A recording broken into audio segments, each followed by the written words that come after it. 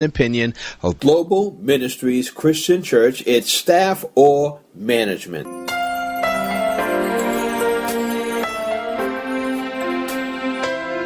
This is the time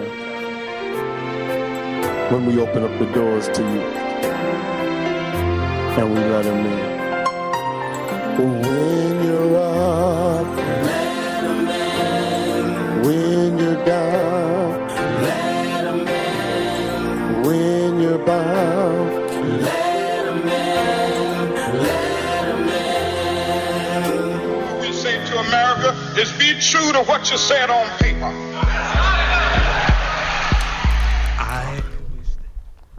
Well, good morning. Welcome back to At the Round Table with MAMLEO. I'm your host, Larry Elson, in studio with my brother from another. Yes, the Dr. Bradley is back, giving you a checkup from the neck up. Yeah, for those who can see me on the air here, I had to put my hat on. My head got cold. I think he's sitting underneath the vent there. I don't know if that's open. I don't know, man, but I tell you one thing. I tell you this: if you're wearing a haircut like mine, you got to have a hood, bro. Well, I am wearing a haircut like yours. That's why I do have a hood. Got to have a hood. Pastor Hobbs has his on. Yeah. He's always sporting someone else's. Yeah, and I know this organization as well. So, let me see that. Yeah, Dan. Inspiring today's youth. Yeah, Danny. Actually, I'm gonna get him on one of our broadcasts. Yeah. ITY. Yes. Oh, man. Yeah. I use one of those caps, dog. I'll be like him when I grow up. Man. I'll definitely grab him. I appreciate you.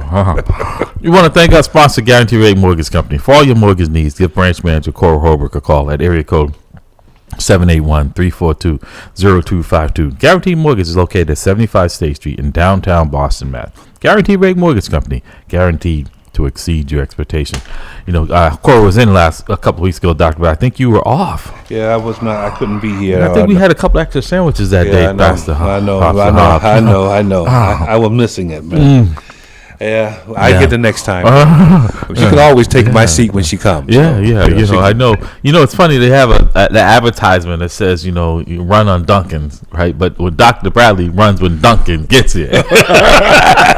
Yeah. You run on Duncan's, I'll run for Duncan. That's it. That's the proper phrase there. It's like, no, we got all these chairs. He's like, no, they can have mine. I'm like, we got plenty of seats. No, you want to be generous to our host, man. I mean, she's our sponsor. We have to take care of her. Is that what you're taking care of, my brother? Well, you know, there's always a personal, always self-serving, always a self-serving objective, Doc. You got to make sure you stay nutritional so that you can take care of the rest of it, man. That's right. Man, your heart is just. You always look out for others. Absolutely.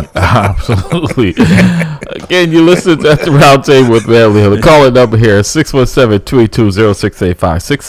617-282-0685. We're going to continue to talk about this budget because I think it's important. I mean, Dr. Bradley, like I said, Mayor Wu proposes $4.3 billion city budget and increase of over $274 million or 7. See, they try to throw that 7%. Well, that doesn't sound like a lot, right? Yeah. But when the numbers go up, a $4.3 billion, is an increase of $274 million. Ask yourself, what are we doing with the taxpayers' money? That's a lot of money, Doctor. $4.3 billion, that's a lot of money. And like I said, some of it, $178 million in new capital funding for construction and renovation of Boston Centers for Youth and Families. So we have to ask ourselves, I'm not against those things, but what's the return on them and how many kids are participating in that, right? We're going into the summer, and they always have a summer plan for violence in the city in summer. We need a year-round plan. We can, violence is not seasonal. These issues are not seasonal. Educational is not seasonal. What are we doing to deal with this problem? Like I said, the education has not increased. So it says here also now, pushbacks from activists. A group called the Better Budget Alliance is calling on Wu and City Council to approve additional funding for the city's participatory budget initiative, which kicks off this year. In a statement, the group said this year, for the first time, Bostonians will have a chance to directly propose and vote on how to spend the city's money. And it should not be the city's money. It should be taxpayer money in that sentence in a new participatory budgeting process. However, to make this process successful, we're calling on the city to dedicate at least $40 million, 0.93% of the budget to a participatory budget. Meanwhile, advocates focus on reallocating city funds away from policing and toward other special services. We're disappointed to see Wu include a pay raise for the Boston Police Department. The new budget doesn't reflect what residents and youth of Boston want to see, said Favu Ajim, a youth organizer with the Boston Youth and Justice Power Union, in a statement. So let me stop there for a second. And like I said, people are entitled to their own opinion. They're not entitled to their own facts. Full disclosure. I am a member of the Boston Police Department currently. You are a former member. Your wife just retired after giving 30 plus years to the city of Boston. To say that we don't deserve to be paid and compensated for the work we do, I find offensive. I do too. And I don't hear these same people, when the city councilors vote themselves pay raises for themselves and the mayor without any participation. They don't have to go through anyone except themselves. We have to negotiate for nowhere near the increases that they get. Yeah, I hear that piece, and the other piece is that when I look around the country, I do not see here in the city of Boston the law enforcement behavior that is so prevalent, around, abuse of power, Right. brutality. I don't see that replicated here in the city of Boston. And there's reasons for that. So I think I feel offended by that statement that you cannot give us a raise. I think the Boston Police Department, in the grand scheme of things, are not as bad as a lot of departments around the country. We have our problems. We definitely have our problems. Internally, look, we just sued the state, the city. I'm president of MAMLEO. You were former president of MAMLEO. Yeah. But millions of dollars. We got to get credit where credit's due, though. We do not get around the city of Boston the issues that they're getting in places like Kansas City, places like Minnesota, Minneapolis, Cleveland. We're not getting those issues here. To say that we are not deserving of the compensation that we're getting, I think is wrong. I think, in some instances, Dr. Bradley, offended by that. In some instances, if not all, when you look at a pay structure, right, for law enforcement, they always say you get what you pay for. Yeah. So if you're going to try to attract the brighter, right, more educated, more trained, right, you look at some of these small towns, and I'm like, that's what they pay you? Yeah. I've traveled extensively. I have too. Right, in places in the South, like I was at Mississippi, and I'm like, you're getting paid that? You could work at Walmart and get the equivalent. Yeah, exactly. Right, and less risk in some instances. But what they're getting is what they're paying for. Now, in the city of Boston, we're paid better, but we're better educated. And like I tell my students all the time, if you come in the Boston Police, if you're lucky enough to get in, number one, if you're walking in with a high school diploma, you will never move beyond patrol officer, because you got people like myself, like my wife, like yourself, who are college educated individuals who are doing well. And if you choose to stay there like Erica did, like, I don't want to be in charge of people with guns, that's your choice, right? You know what I mean? So, but there's the opportunity is there. There's opportunities there, and there's an education incentive, right, for all the individuals who are going to school to get education in law or law-related curriculum. So to say that you're not, we're not getting, we shouldn't be compensated for our expertise, I think is wrong. And also to say that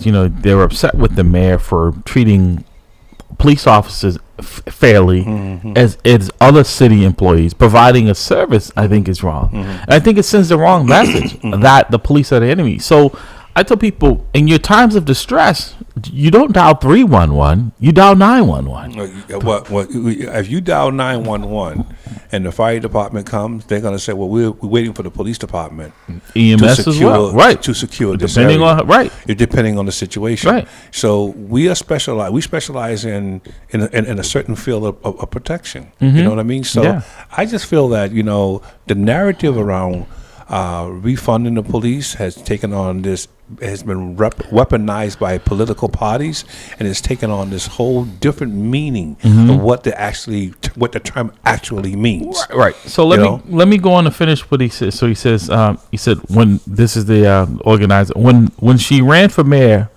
Michelle Wu promised to move money from the police to community needs. While the city decreased the police budget last year, the mayor is proposing to increase it by $10 million this year.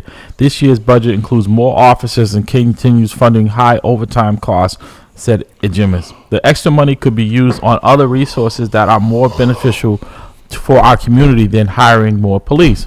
Yeah. Among them in the item and in Wu's recommended budget were $4 million. Okay, so let's stop there. So he's saying that it shouldn't be paid for overtime. The reason why there's a lot of overtime, this is what I said, let's clear up this myth. Yeah. It is not because this is feeding at the trough. You're short 400 police officers. There is a minimum manning to adequately protect the citizens of the city of Boston. Well, I think it's two things, though, Larry. I think you hit one, you hit two. I think it's three things. You hit two: minimum manning and shortage 400 officers. But the other one is that the 911 calls have increased. Right. And so you have more work. You have a larger workload with less officers. Well, and a staffing requirement of a certain level of officers. And you're saying that overtime is out of control? Well, let me, and this is why I want to point it to you, right? How many times personally has your lovely wife, until she just retired, called you and said, honey, I can't come home. I'm being ordered to work. I didn't volunteer for this work. I'm being ordered to work. That was a very routine occasion. Very routine. I mean, when she went to work, and mind you, I'm be very full disclosure. Yeah. I got off the force. I retired in 2010. My wife just recently retired about a month ago. When she went to work, we never knew when she was going to actually come back home, what time she was going to come back home. Because, although she says, I'm going for 8 hours, but oftentimes she would call and say, I have been ordered to work. And the reason why she has been ordered to work, because there's no bodies, there's no one there. Exactly. But they have to maintain a certain staff. So she worked her 8 hours, and then she had to work an additional 8 hours, although she got compensated, but she did not want to do it.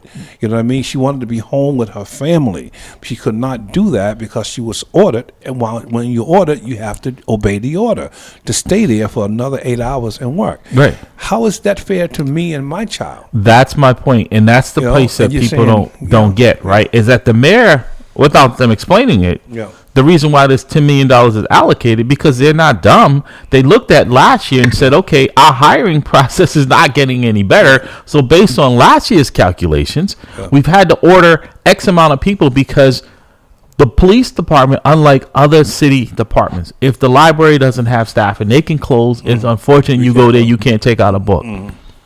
You can't run the city without adequate public safety. Right? Same thing with fire, same thing with EMS, right? So if you don't have the body at 4:00, your wife worked a day shift. Same thing with me. At 4:00, at 3:00, they know how many bodies they're short.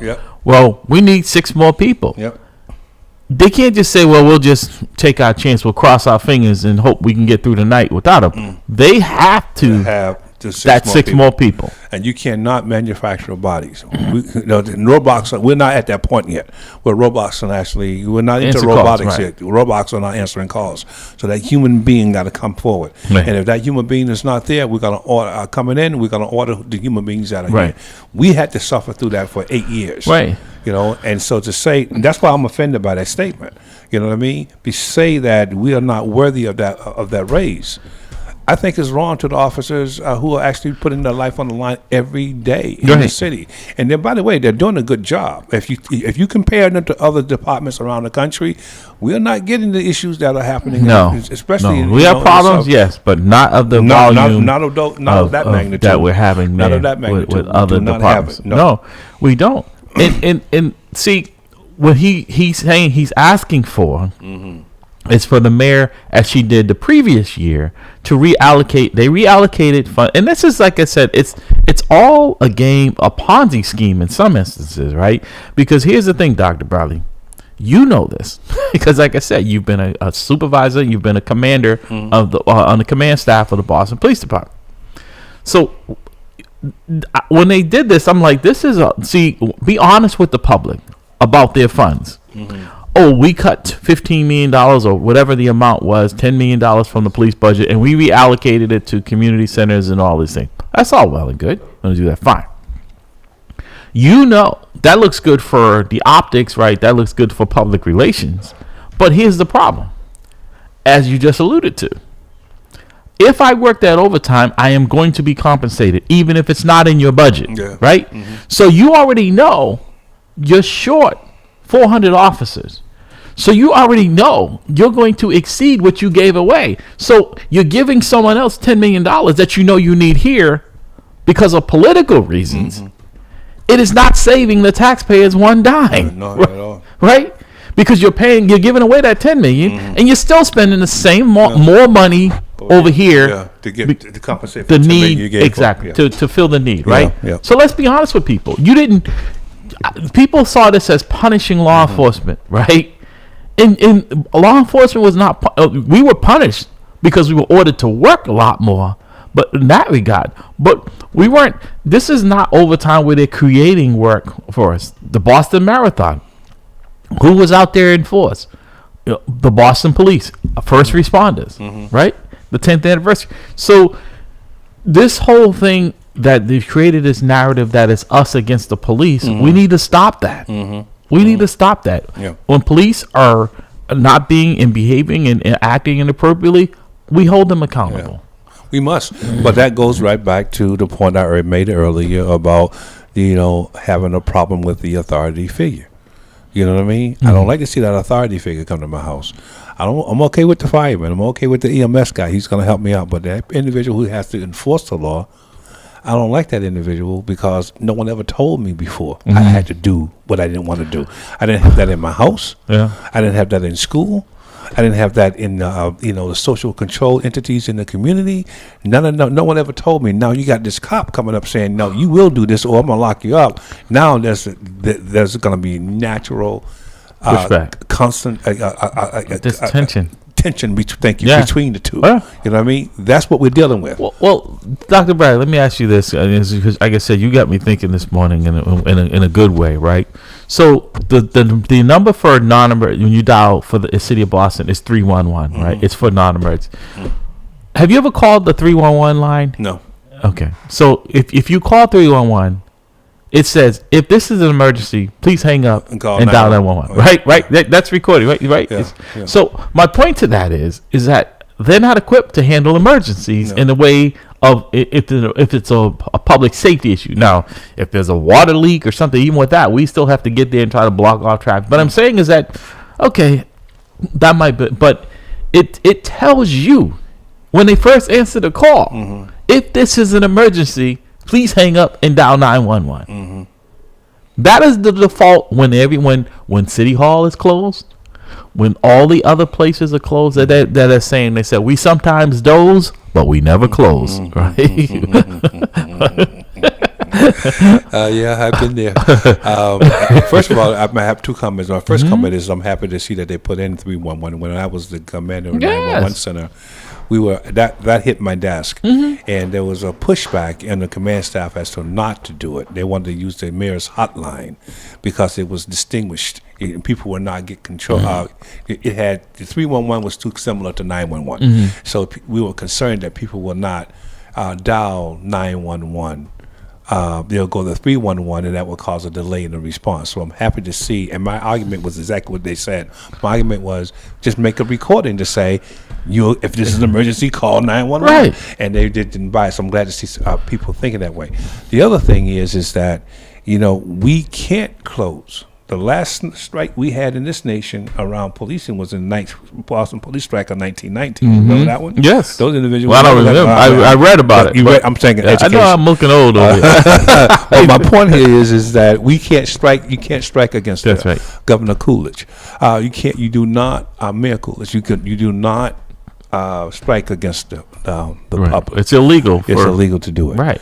So we have to do what we have to do. So the increase in the police budget, I think, is more towards that people are not necessarily signing up for to be a police officer. That's right. When you have the shortage, you're going to have to pay for it. Dr. Bradley. I'm good with that. I'm good with that. Pastor. Yeah, I'm good with that. This same Tanya Anderson, I was at a city council hearing at the school committee, and it was a law enforcement representation there as well. We were talking about the budget, and she giddily said to the law enforcement members in this room, very disrespectfully, when they talked about what the base salary was, which is not even enough, because people calculate overtime and details. That is extra work, right? Most police officers, if not all, cannot live off of their base pay. Even though it's decent, it is nowhere near compared to what it costs to live in the city of Boston. She uttered out of her mouth, Dr. Bradley, when the officer told her what the base salary was, she said, I wouldn't work for that amount of money. Put your life on the line for that amount of money. Right. I wouldn't. Right. That's what she said. I wouldn't put my life. And so I say that because every year the city council is saying they don't get enough money for the work that they do. They don't put their life on the line for anything. Their salary is more than the starting wage for a Boston police officer. I think Boston police officer is around $65,000. $65,000. That's the starting salary? Yes, for someone in exactly. Right? $65,000. And the education incentive is not the way it used to be. It's back to a kind of a flat amount if you come on down. Oh, really? Yes. So it's not the Quinn? No. If you are your grandfathered in, but the new people are being shortchanged, right? Exactly. You're working alongside of someone who has the same degree you have, or they may have less of a degree than you have. You may have a master's and they have a bachelor's, but their bachelor's is paying them more because they're a Quinn certified. And the new changes, it's the flat fee when you came on, like you got the $2,500 regardless of whatever your degree was in or something of that. That's where we're back to again. So no. Hold on. Because I want to make sure I got this clear, because I'm saying something entirely different to my students. So when you come on the job and you have a master's degree from a Quinville certified school like Curry College. Yeah. You owe them a refund. They're getting a flat rate again. They're getting a flat rate. Yes. So all the new people are not getting the 10 or the 20%. That is correct. Oh, really? That is correct. Exactly. That's what I'm saying. This doesn't get discussed in the public realm. Yeah. When did this happen? This was last. I think it was during the last contract that they were no longer. I thought the Quinville was negotiated into the contract. See, the difference with the state police, theirs is in the law. Ours is if the state wants to fund it, if this one, so then it just went back to a flat rate. The state doesn't fund it anymore. The state, I'm not sure what percentage they're funding anymore. They may not, because this all happened when it was first negotiated, and they Deval Patrick, it was funded for a couple of years, and then the union started getting on his bad side, and in the state, because it always said in there that the state, if they could not financially allocate funding, they could withdraw their portion of it. So they were paying 50% and the city was paying 50%. So then the state said, well, you know what? You all are picking in front of my house. You all out here bothering me. Governor Patrick said, guess what? I don't think we have the money in there. So then for almost 3 years, probably more, a little longer, the Quinn bill was only being 50% funded. Exactly. So that also meant that your pension took a hit if you were around during that time, right? Yeah. So this is what I'm saying. So you're making the job harder, you're making it more demanding, and you're making it less attractive, and then you're making the pay less. And what do you think you're going to get as far as law enforcement going in the future? Who do you think is going to come in? And guess what? The average price for a home in Boston is somewhere close to $800,000. Yeah. The schools we're talking about, right, have a problem. So what's the attraction for me to, if I am like in the lateral transfers, Boston put out for a lateral transfer for the second time that I can recall. You know how many people signed up? 4 or 5? 20. Really? You know how many people took the job? You were right, your first one. 4. Really? 4. Wow. And you know why those 4 took it? Because they already lived in Boston.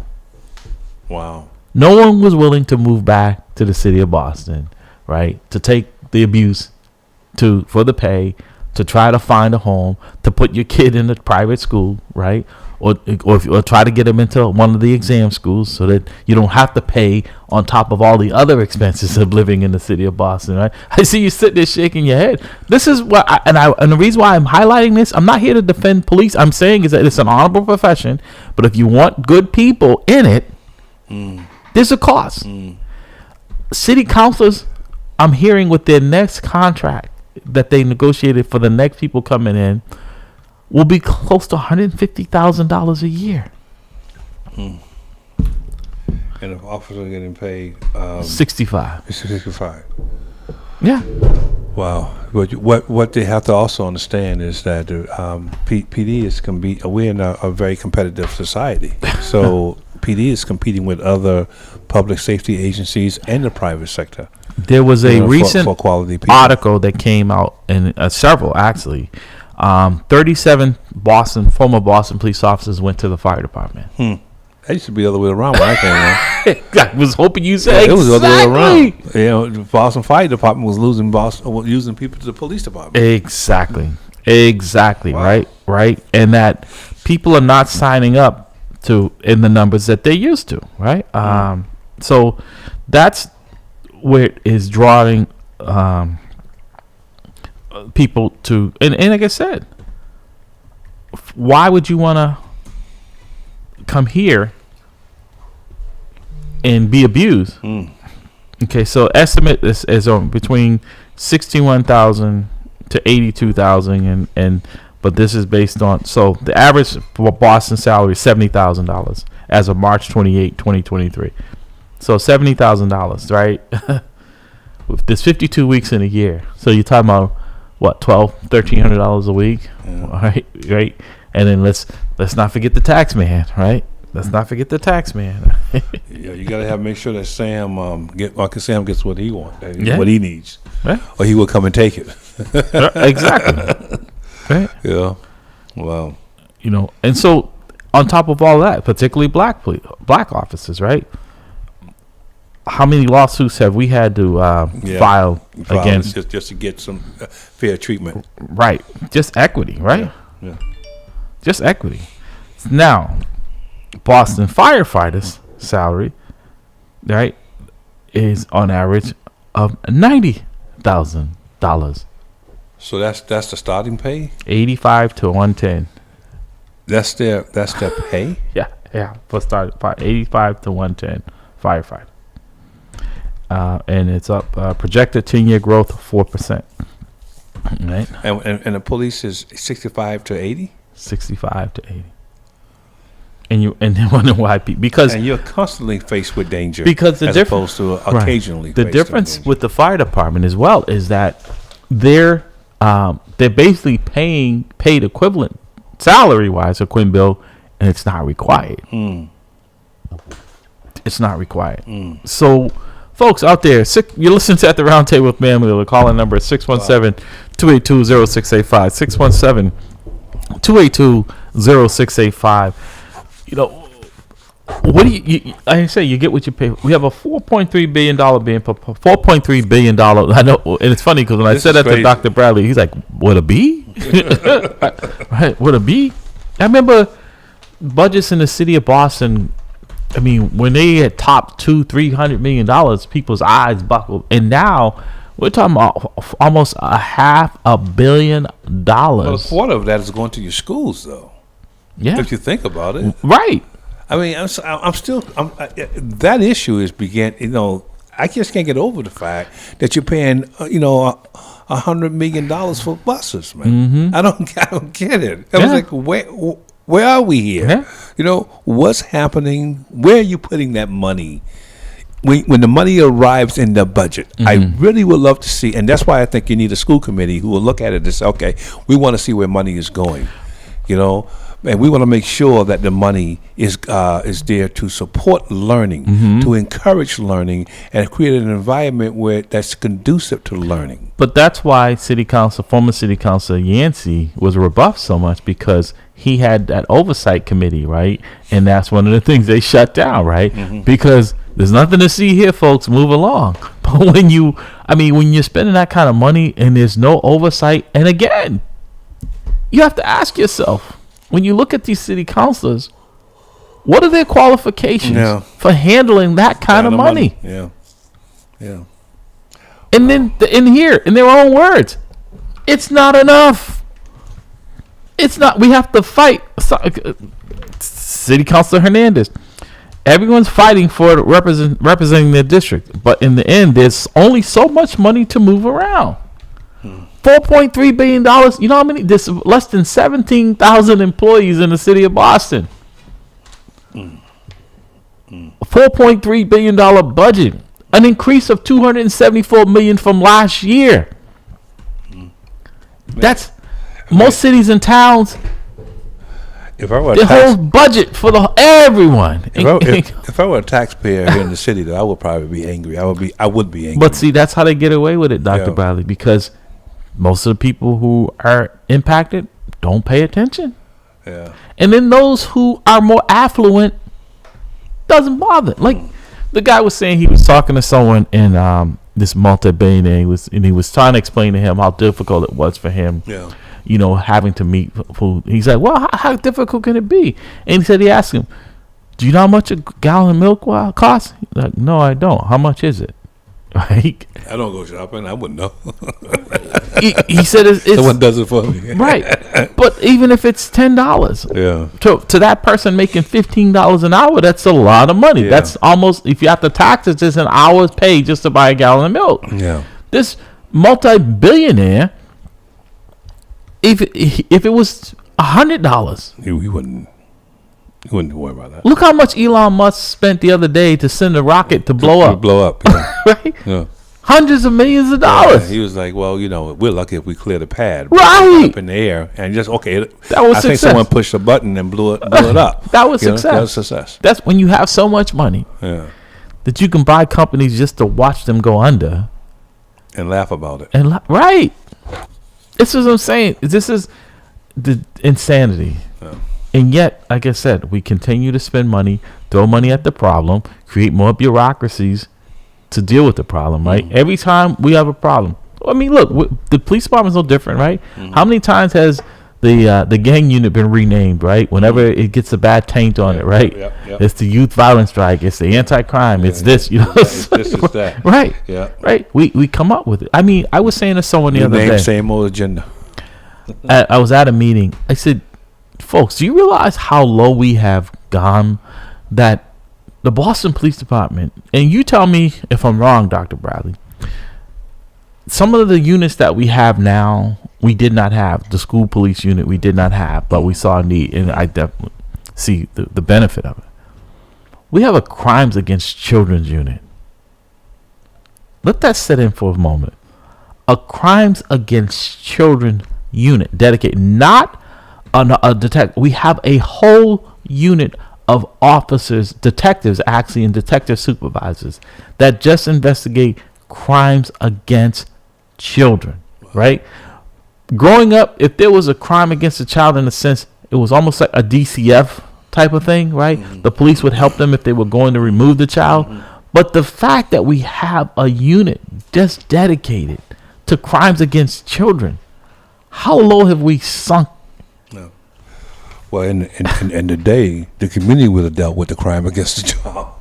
Right. I mean, the community would say, no, that's not happening. We're going to save this baby. You know, but I hear you. So I guess my question to you is, my brother, where do we go? How do we pivot out of this? Because look in this country. I mean, you know, we have red states, blue states. We have states where you have rights. We have states where you can't. Is this reminiscent of Nazi Germany?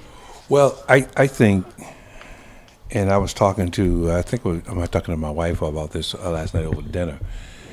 When we're operating from a state of fear, and that fear is coupled and have seeped into our politics, history have shown us that we have done some bad things in this country, like drop bombs on people. You know what I mean? Like encamp people who look like someone we're fighting. So we have done some real bad things. So I think one of the things that's unique about this political climate is that this political climate is based on fear. The fear of losing control of leadership in a society that you felt is built for you. And I'm talking about the white demographic of our society. And when you feel, especially the male component of that demographics, it was built for me. Yeah. I should have the power, but I'm looking at a country that's growing browner and blacker every day. How do we take the structure that we have in place and keep my power untouchable while this particular country grows into this direction? Because we're not really a democracy, because in a democracy, the majority rules. If the majority becomes, black or brown, then it's a strong possibility that they may do what I did to them. That's the mindset. Right. And so when you start dealing with that level of fear, you tend to turn your back on any things that you feel that behavior that is, that in the past where you would be, ooh, I don't like that behavior. And today, I have to accept it because ultimately that person is going to ensure my dominance in the society. Hence Donald Trump. I said that's where we are in our society. We are operating on fear. No, your point is well taken, and you think about that. We've said that on numerous times on this broadcast. They said when they came for Dr. Bradley, no one said anything. When they came for Larry, no one said anything. When they came for Pastor Hobbs, no one said anything. When they came for me, there was no one left, right?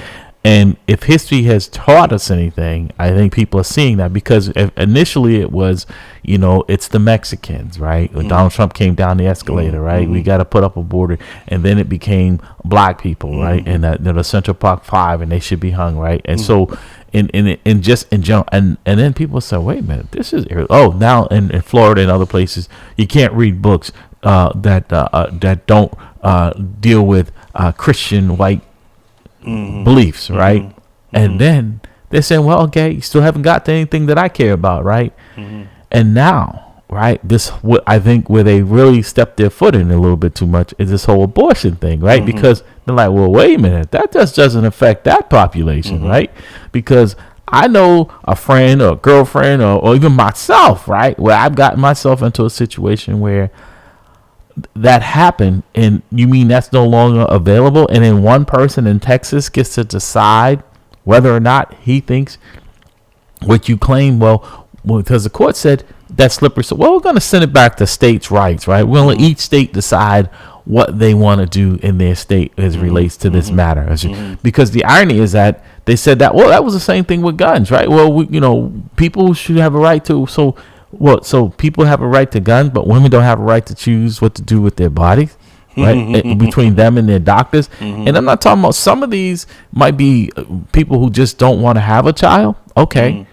That's still their choice. I'm like I said, it wouldn't be my choice, but that's their choice.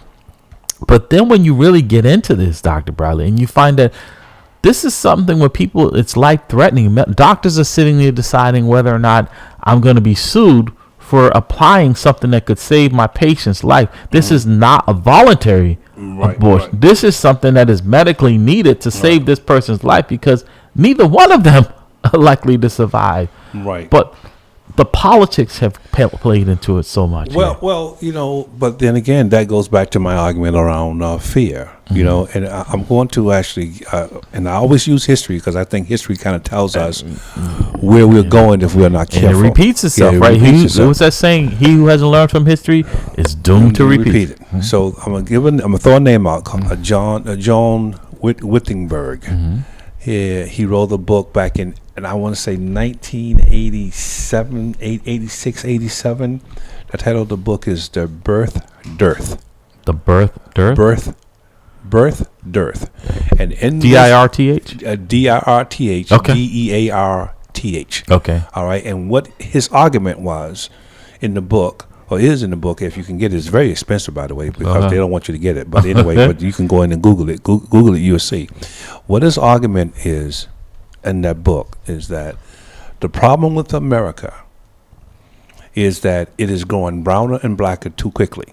And if we do not solve this problem by 2050 or 2060, we will no longer be a majority white country. That was his argument in 1987. And he said there are three ways we can deal with this issue. One, we can pay all women to have babies. But that's not good, because black women will have babies too, and the problem is that we're getting browner and blacker every year. 2, we can increase migration and encourage people to come to this country. But we can't necessarily do that because we can't guarantee those people will be from Europe, that looks like the people who are in control in America. Now watch this. You see what's happening today. Or what we can do is understand that 60% of the fetuses that are aborted are white. 60%. Oh. So if we stop white women from one more time with that number, 60%, 60% of the fetuses that are aborted in this country are white. I did not know that. Yep. And he said in this book, I'm going back in 1987, if we stop that problem, if we stop that behavior, then we have solved the problem. Which now you fast forward to where we are today. Let me just interrupt you for a second. I apologize, and I hope it doesn't derail your train of thought. Because what you're saying to me, and what I think I'm hearing from you, is that you really only want a certain population to stop having abortions. The other ones you could care less. You hope that they continue down this road. Yeah. The other ones you're saying I really don't I'll care. I'll pay for it. I don't. But the key piece here is that's reflected in our institutions. That lack of care for people of color is reflected in how our institutions operate. Schools, banking, criminal justice system, it's all there. So when you start to read history, you start to understand this is on purpose. Right. It's crafted. So when you look at, and white women should pay very close attention to this, by the way, because this whole thing around uniform cross the board stopping of abortion is targeted towards white women. You see it? Because I can hear, if a black woman has a child, not black men, we don't have babies. If the black woman has a child, there are institutional mechanisms that's going to derail that child's success. You see it? Wow. You see? So you got to start thinking about it. Wow. So when you start to think, you're like, ooh, it's this. That's why I keep going back to gentrification. That's powerful. Exactly. And so as I'm doing my research, because I'm researching Lincoln now, because I'm writing something on Lincoln, and so my piece with Lincoln was, and Lincoln, one would argue that he freed the slave. Well, Lincoln's issue was, I don't want slavery. I can do without it, but I don't want equality either. Okay. Those are two separate issues. Right, you know what I mean? You can be he was making a speech in the union. Copper Union, where he actually made it very clear. I don't want black people to be jurors. I don't want them to be holding office. I don't want them to intertwine or mate with white people, but they shouldn't be slaves, because we can't say we're Christians and see slavery in America, but then read about slavery in Egypt and how God freed the Israelites, but we're doing the same thing in America. So he didn't see, he had an issue with that. He's saying free, but you're on your own. Exactly. So you abolish that praxis, that institution, but you leave all the institutions that supported it. Institutional racism. There you go. Right, you're free to not be free. So when we talk about abortion, I think about the fact that, is it really about what's in the womb? Wow. It's about actually making sure that the numbers are in place so I can maintain my status of superiority numerically and as well as socially. That's the real deal. So I go back to my original statement. When we're operating in fear, we tend to turn our backs on things that offend our sense of fairness in other areas of our life. See, this is why your presence is missed when you take a day out. I'm sorry, bro. 617-282-0685. 617-282-0685. Listen at the round table with MAMLEO. Wow. We're talking about this budget and just a litany of issues. I mean, I want to be optimistic, Dr. Bradley, but it is very hard when I see, things like this would galvanize the black community, right? We're so fragmented, and some are even offended if you're of a different ethnicity to be called black. That offends you. It doesn't offend you what's being done to you, but just to say, well, we're going to put you in this category and call you black. Well, one of the things that I and my daughter and I had this conversation last week when we were driving up from Connecticut back to Boston, and we had a conversation about race. And I told her that it's my decision. While she's grown, she's 22. She's the last of the Mohegans, I always call her, because I'm not having any more. You know what I mean? I may be responsible for my nephews and nieces, but I'm not having any more children or raising any more children. But my conversation with her was like, I choose not to use the term race. In fact, even when I go, if I apply to something and they ask for my, race, or I always say in others, I say neither Homo sapien. That's what I usually write. Okay. Human race. Other than that, I go, what I tend to use is to differentiate people based on ethnicity or culture, because I think that's more accurate than race. Because, as a police officer, I have seen autopsies, and I can tell you inside we all look the same. So I think when we use that term, we drive a further divide among our fellow human beings. But is that intentional, though? That's intentional. Okay. Because race is a social construct right. for the very purpose of perpetuating greed through the use of other people, working on your behalf for your benefit, not for their own. So that's really the whole deal. And so we need to think about the words we're using, because those words have meaning. They do. So then, how do we construct a path that gets us engaged in these type of conversations, right? Where people are really understanding, because they say, if you don't know your history, you're doomed to repeat it. And I'm like, I swear, Dr. Bradley, I was saying to my wife the other day, I said, this is very similar, just a modern day version of what folks went through back in the 60s and stuff, where, like I said, where certain states you went into, women had rights, right? And they started eroding rights away. And because we look at the gerrymandering when it comes to voting and making it more difficult, right? It's targeting people who, let's be honest about this, in most instances, we had the founding fathers were all white males. Didn't see women in black people as human beings.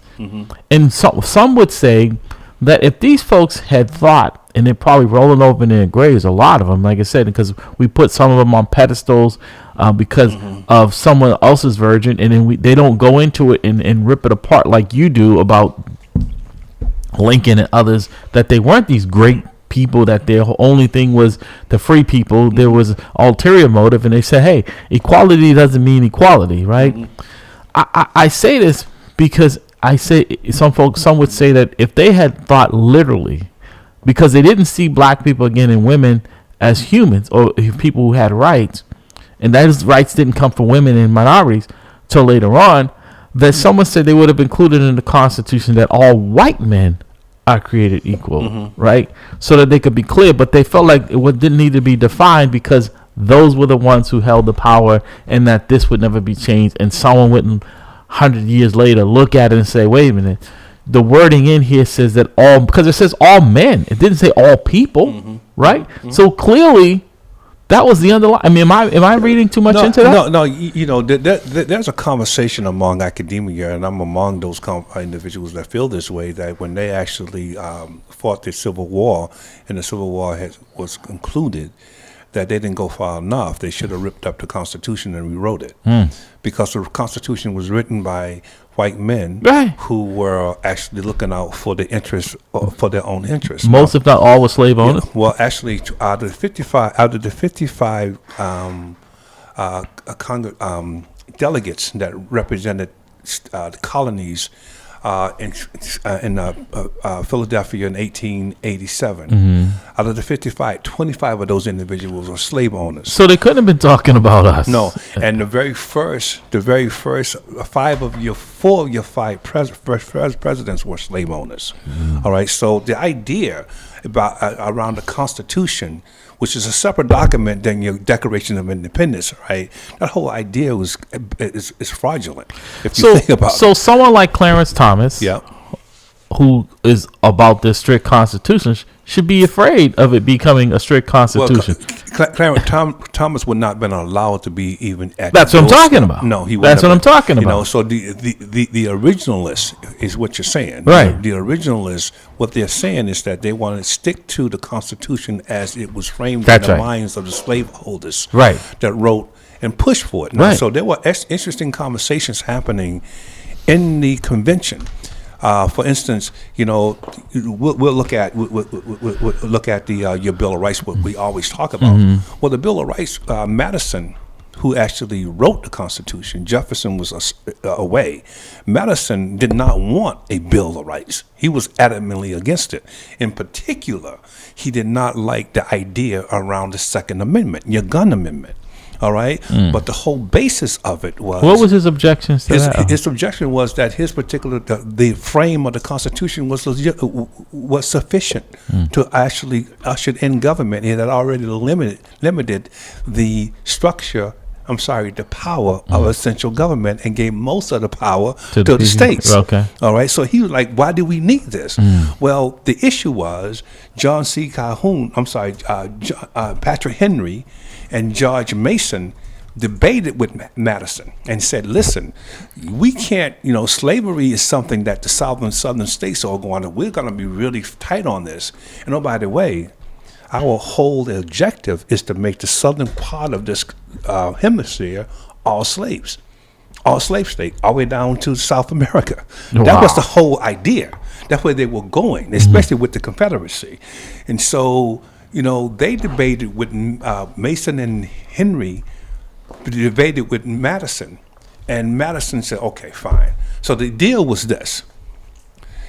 We're concerned that there's such abhorrence or hatred towards the slavery institution of the North. Most of the population of America at the time was in the North. So your representation in the Congress was based on population, the number of representation was based on the population in the North. So the South felt like, hey, listen, we want this institution of slavery. We're going to have it. So we're not going to give the power of militia to the North, so you guys can actually not activate the militia when the Southern slaves rebel against us, because there's more slaves down there than the white people. Wow. So what they said was, we need to have the power to activate the militia whenever we see fit. That militia today is called your National Guards, by the way. Okay. All right, that's pretty much what it is today. Okay. All right, so when you start to look at and understand the pieces that were in place and the different dynamics, you understand that we didn't take the Constitution. The Constitution is a fraudulent document on its face, because it does not include all people in America. This is why your history should be no mystery, right? That's right. It should not be. And your point, because I said that many a times. I'm like, how can you ask me to be a strict constitutionalist when I look at the people signing it, to look at the people who wrote it? There was no one that looked like me. There was no one that had my interest when they were writing this document. And in fact, the people that were there, they were not interested in your interests or their wives' interests. Didn't think they needed to be. Right. Or their female child interests or their B-child, B-A-S-T-A-R-D child interest. They were not interested in that. You know what I mean? What, in fact, and that's the uniqueness about American level of slavery. Slavery was actually, when you look at the world history, it was slave-loving countries all throughout the world. But the uniqueness of America's slavery was chattel slavery. Right. The fact that there was no regress for being treated badly by my owner. And it's funny you say that. It's not funny, but it's like when you, every time I'm at a closing and I see that word chattel in there, it just gives, because I know what it meant historically for us. And most people don't even understand it. They don't know the word, don't understand it. And it's a conveyance. And I'm like, this is how they describe it. Well, that's right. What the thing is that, so if you think about that, and you think about the way that America was the institutions of America was supported, created to support slavery, you understand why Governor DeSantis, who's not white, by the way, was pushing to eradicate black history out of their school system. Because if I eradicate it, if I remove the truth won't be told. The truth will not be told, and over years it will be forgotten. Yes. And then I can begin to manipulate and I write can history the way they write want. The history the way I want to write it. That's the objective. That's why it's important for people to say, no. Right.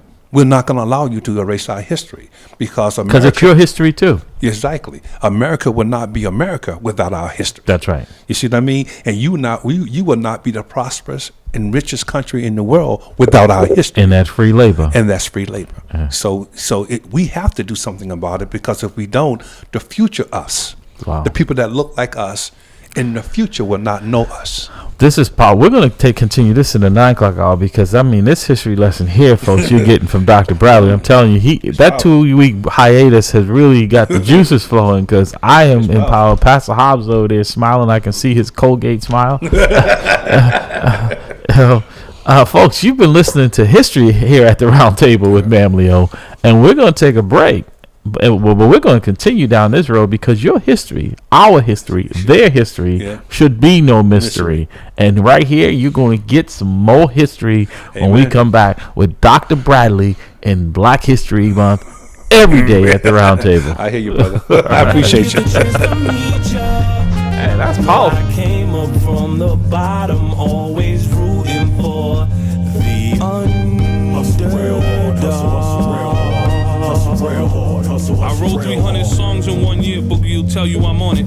I got unreleased songs for days, they don't want it. Eat any MC in the game, it ain't a challenge. If your music reflects who you are, then you's a coward.